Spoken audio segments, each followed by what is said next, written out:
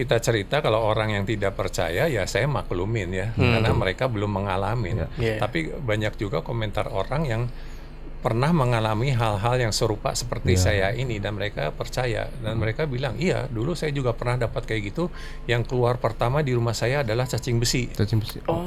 Sama ceritanya mereka sama seperti itu. Nah itu setelah akhirnya mengalami hal itu, santet dan lain-lain, akhirnya seperti apa tuh Mas? Apakah sampai sekarang?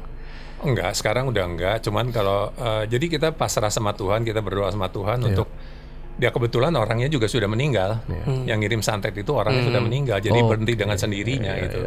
Tasoknya ya macam-macam, bukan cuma satu, jadi ada beberapa. Jadi ada, maaf saya sebutkan, jadi ada berbentuk pocong, ada yang berbentuk kuntilanak, pocongnya juga ada yang putih, ada juga yang berwarna merah gitu kan. Iya, pocong warna merah. It's a ghost global horror story.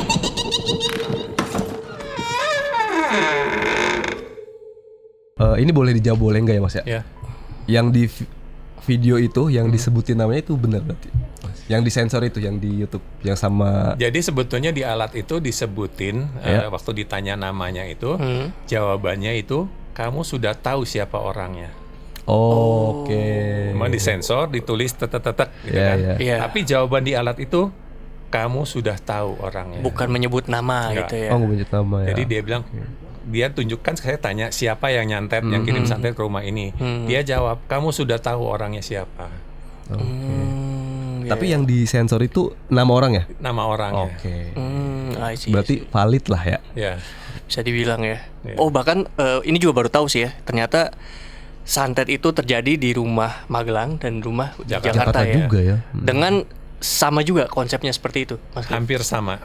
Hampir sama. Urutannya juga seperti itu. Urutannya seperti itu. Dan di harinya juga sama, di malam satu suro itu juga atau? Yang di Jakarta bukan, di Jakarta itu sepertinya iya. Di Jakarta itu malam satu suro, di Magelang juga malam satu suro. Oh, ya kan karena mungkin ya global people juga yang sering mengikuti hal-hal mistis atau hal-hal horor juga familiar dengan malam satu suro yang punya powerful lah ya energinya ya.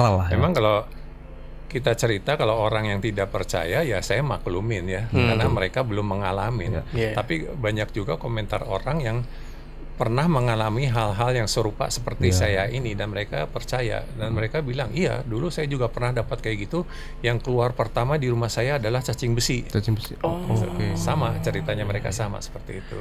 Ya soalnya di kampung saya juga pernah ada yang berseliweran. Kalau di sana disebutnya banaspati mungkin ya Mas. Gitu ya. Banaspati tapi dia cuman ngeliling-ngeliling aja terus meledak sendiri gitu. Ya mungkin dia ngeliling-ngeliling itu dia mau turun, mungkin di rumah itu ada proteksi yang itu, jadi dia tidak bisa masuk. Dan di alat itu kemarin juga sempat ditanya gitu kan, ada orang yang masih berusaha nggak untuk mengirimkan santet ke sini gitu kan. Memang setelah kejadian itu rumah di Magelang itu kita pagar besi lah kita kasih penangkal gitu. Dan jawaban dari si alat itu memang luar biasa juga. Banyak sekali, rame sekali di luar. Di luar rumah saya tuh rame sekali. Maksudnya rame sekali apa? Yang pingin masuk mengirimkan sesuatu ke rumah saya tapi tidak bisa masuk. Karena ada pagar itu ada pagar itu. Jadi memang kita pagerin rumah itu. Jadi banyak sekali yang mau masuk ke rumah itu, rame sekali dia bilang. Berebutan orang mau situ tapi tidak bisa masuk.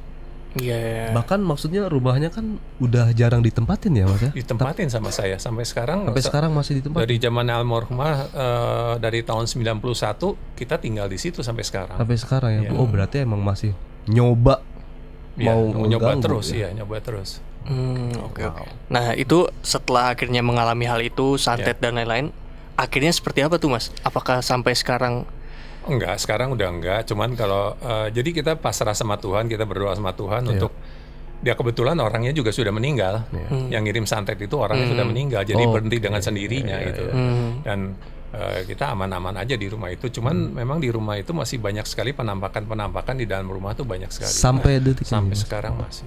Tadi kita udah bahas tentang pengalaman soal santetnya Mas Cliff di rumah Magelang juga yang ternyata dialamin bersama di rumah Jakarta juga ya. Nah ini kita ke sosok almarhumah Mas Cliff, almarhumah Susana. Ada gak sih Mas Cliff spot paling Mas inget di rumah, entah di rumah Magelang bersama Susana atau di rumah yang di Jakarta Mas Cliff? Kalau Susana itu banyak sekali menghabiskan waktu, satu di ruang TV di depan ya, di ruang TV di depan, sama di halaman belakang di ayun-ayun.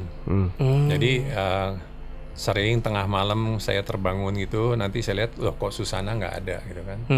Nanti saya cari, tahu-tahu ada di halaman luar lagi di ayun-ayun, lagi ayun-ayun tengah malam sendiri. Nanti saya datengin sendiri, tiba-tiba sedang menangis, keluar air mata gitu kan.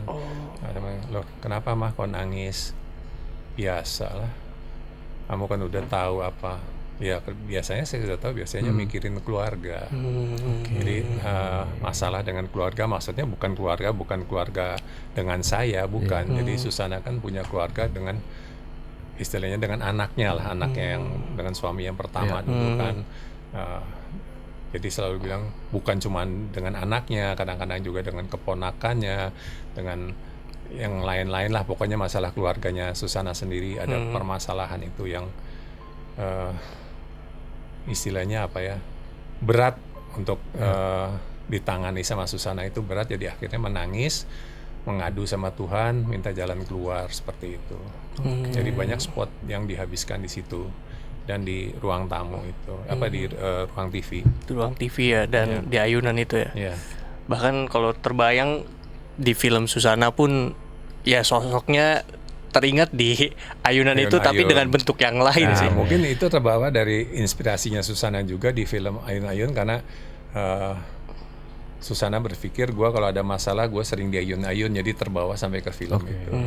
Ya, akhirnya terbawa dan jadi ikonik lah di film itu ya.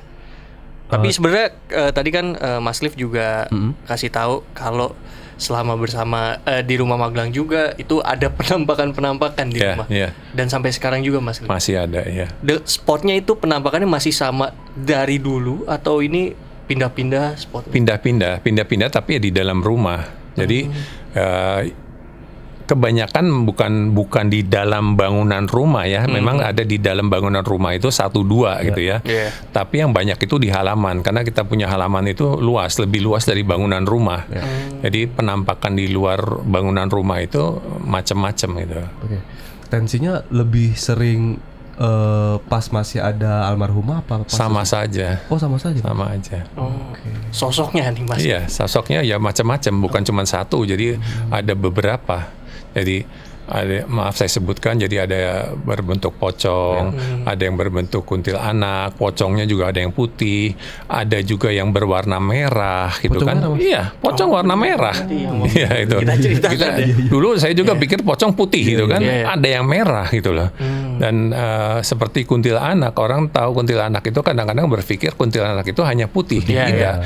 Kuntilanak itu ada merah, ada hijau, ada hitam. Perbedaannya Mas kalau boleh tahu? Yang hitam itu lebih buas. Lebih buas, yang merah juga lebih buas dari putih. Itu kalau yang hijau itu lebih banyak mengganggu.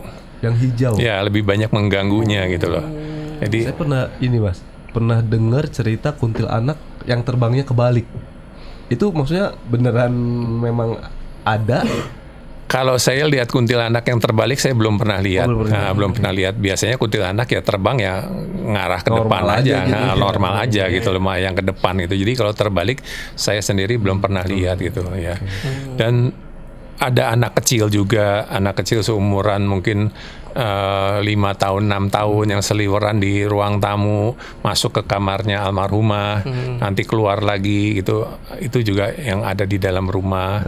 Nanti ada yang hanya berbentuk 2 bola mata, jadi 2 bola mata merah gitu, yang di halaman itu sedang seperti apa ya, seperti sedang mantau kita ke dalam rumah, hanya 2 mata seperti itu. Tapi mengganggu nggak Mas? Nggak mengganggu sama sekali. Saya malah seneng. Karena ngerasa rame kali ya. Bukan, aman rumah saya. Karena setiap kali ada orang cerita, setiap kali lewat di depan rumah saya, mereka selalu merinding, ngeri, lihat sesuatu, lihat penampakan. Jadi orang untuk, maaf ya tanda kutip, orang jahat mau masuk ke dalam rumah saya tuh mikir gitu loh. Mereka masuk, tahu-tahu muncul sesosok kayak itu yang mereka khawatirkan gitu. Gak perlu nyewa sakti. Udah berhasil ya. Iya itu. Berarti ke orang yang Sekitar ninggalin juga rumahnya juga Aman, ini ya, aman. nggak Nggak. mengganggu Karena ya. saya juga bilang sama penunggu-penunggu di sana, yang penting kamu mau tinggal di sini silahkan, jangan ganggu keluarga saya.